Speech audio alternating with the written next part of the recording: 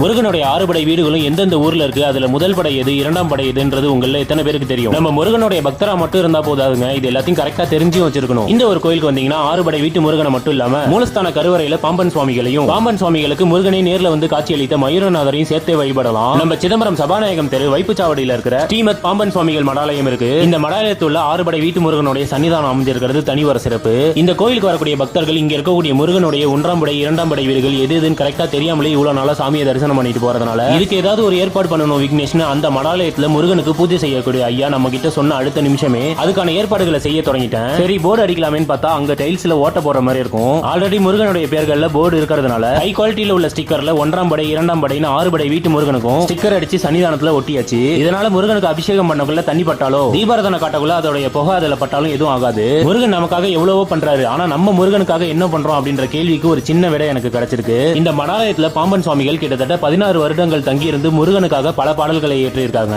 இந்த கோவில்ல அபரிவிதமான ஒரு சக்தி இருக்குது. இந்த கோயிலுக்கு தொடர்ந்து சென்று முருகனை வழிபடக்கூடிய நிறைய பேருடைய வாழ்க்கையில நிறைய மாற்றங்கள் ஏற்பட்டிருக்கிறதுல நானும் ஒரு ஆளு. நம்ம சிதம்பரத்துல 6 படை வீட்டு முருகனையும் இந்த ஆலயத்துக்கு வந்தா ஒரே இடத்துல இருந்தபடி தரிசனம் பண்ணலாமான்னு சொல்லி இந்த வீடியோவை முருக பக்தர்களுக்கு மறக்காம ஷேர் பண்ணிவிடுங்க.